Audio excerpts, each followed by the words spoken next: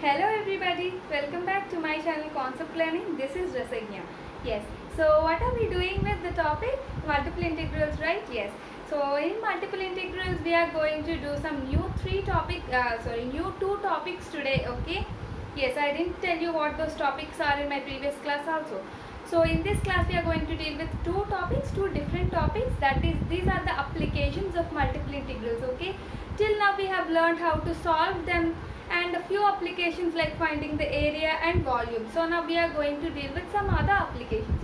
So the two applications that we are going to deal with today is one, finding the area of curved surfaces using the double integrals, and two, finding the mass of a surface using the triple integrals. Okay, so these are the two topics that we are going to deal with today. These are the new topics, so you have to just learn the concept. Okay, as my channel name itself suggests, I am going to tell you the concepts. Okay, you have to go deep into the concepts and understand them. Okay, so let us dig into it quickly.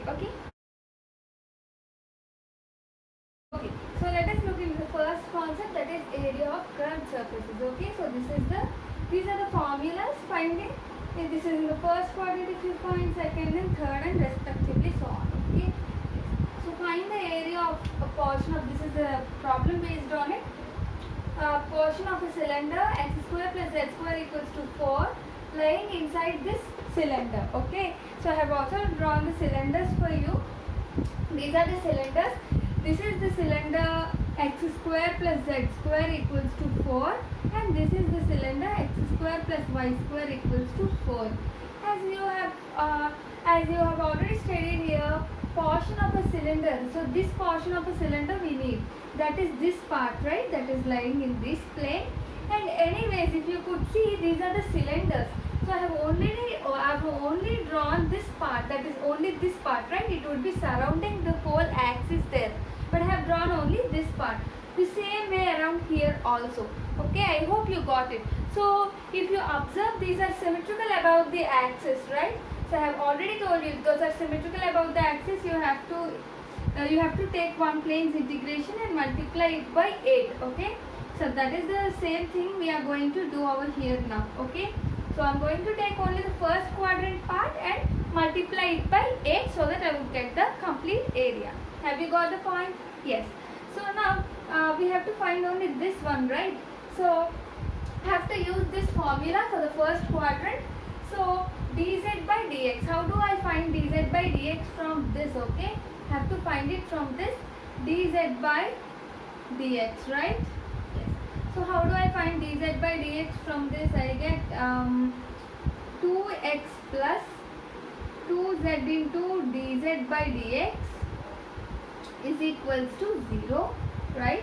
So 2 gets cancelled and dz by dx is equals to okay, so dz by dx is equals to minus x by z, right? In the same way, dz by dy.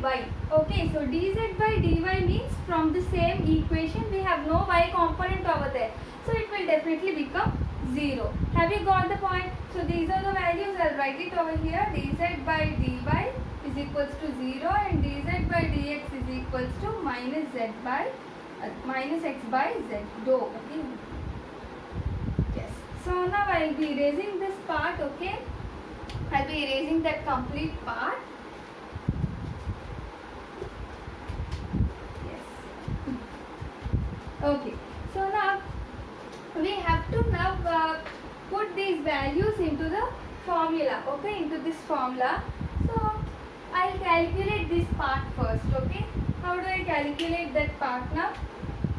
I have dou z by dou x whole square plus dou z by dou y whole square plus 1, right? That is equals to x square by z square plus 0 plus 1. So this is what I will get, right? Yes. So x square. So x square by z square plus 1.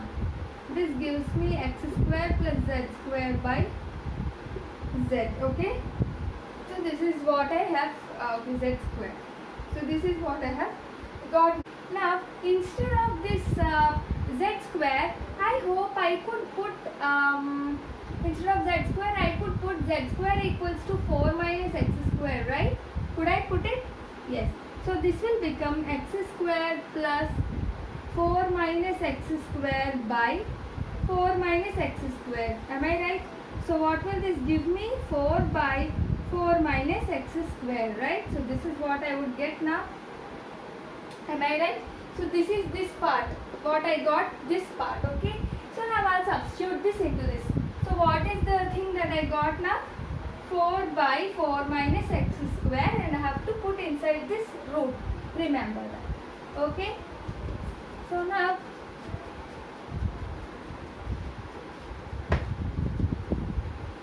what would I get? Integral of s is equals to a into root of, okay, root of 4 by 4 minus x square dx dy, right?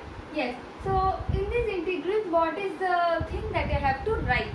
Yes. So I have to write the limits, right? Yes. So now if I take the diagram once again, this is like this, right? The diagram, the required diagram is something like this. In the same way, okay. So this is the diagram.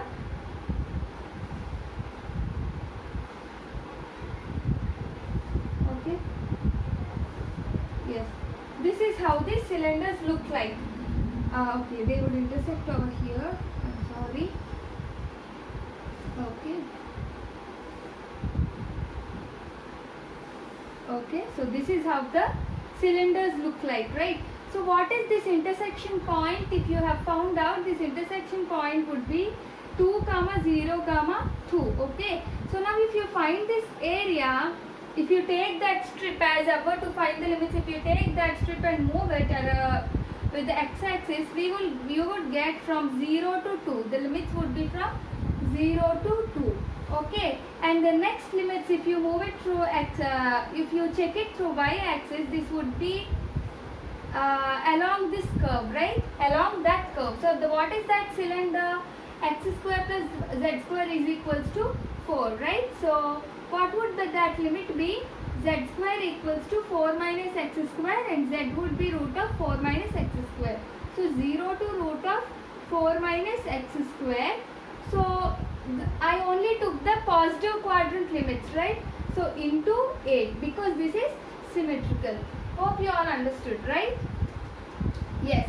So now after doing this part, you have to just solve the complete problem using how you solve the double integrals and triple integrals. I hope you know it, how to solve it. Okay, I don't have to tell it once again. You solve it by your own. Okay, once again I will explain you the whole sum. The first thing we have to do is we have to substitute into this, right? Yes. So to substitute into that, you have to find out dz by dx and dz by dy. We have found it using this required portion of the cylinder's equation, right? Yes. After calculating that, you have calculated this whole part and put it here. And how did you put these limits? You have this axis over here, and you have the cylinder. Okay, so this is the cylinder here, and you have the other cylinder also. This is this part. Okay, so you have the other cylinder. You have the other cylinder also over here. Okay, so this is the required part, and you have to take this strip over here. Okay, so after calculating the intersection, you would get this point as 2, 0, 0. And if you move this strip, this limit will be from 0 to 2, and the other part would be around this curve, right? This curve. So what is that? This cylinder. So x square plus z square is equals to 4, and through that you get the limit as 0 to root of 4 minus x square. That is it. Yes, you have took those two limits, z limits and x limits, because you have only those two in this equation. Okay, hope you got the problem. Yes, so now let's move into the next concept. Okay, now let us look into the second concept, that is calculation of mass. Okay, so find the mass of the tetrahedron bounded by the coordinate planes, and this is it. Find the with variable density. So this would be same as finding the volume. Have you got it? Same as finding the volume. Why did I say that? Because you see, you have the formula rho is equals to mass by volume. Am I right? Yes. So now you have to find the mass. So to find the mass, you have to do volume into density, right? Yes. So now you have to find the volume over here and multiply it with the density. That is it. So what you have to do, the procedure is same as finding the volume and multiply it by density, and then you will be getting the mass. So how did you do the volume problems? In the same way you are going to solve these problems also. Okay. So in that, how did you find the limits? How did you find the limits?